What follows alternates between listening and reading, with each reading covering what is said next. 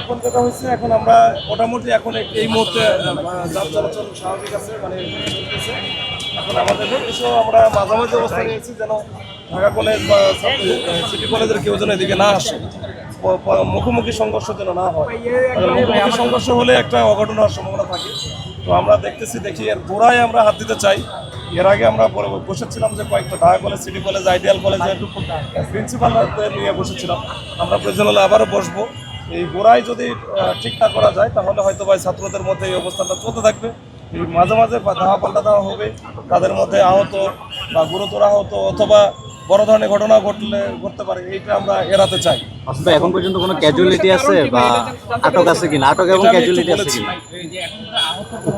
আহত আমি শুনেছি যে এরকম 2-3 জন আহত হয়েছে।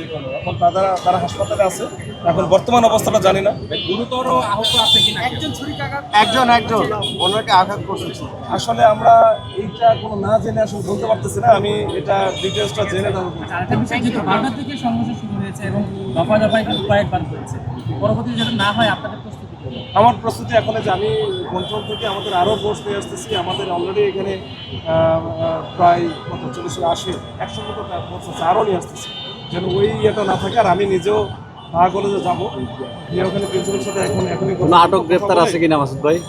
কথা বলে আমি হয়তো বা ওরা যেন না বের হয়, এক পক্ষ যদি না বের হয় তাহলে হয়তো উত্তেজনা আসতে কমে যাবে। আর এই পক্ষ ভিতরে ঢুকে গেছে সিটি কলেজ, ওইটাই আমরা চাচ্ছি। ওকে, ঠিক আছে, থ্যাংক ইউ।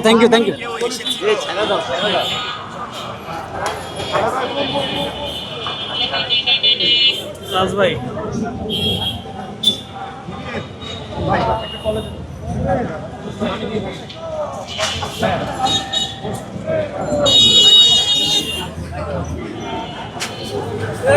শেষ পরিস্থিতি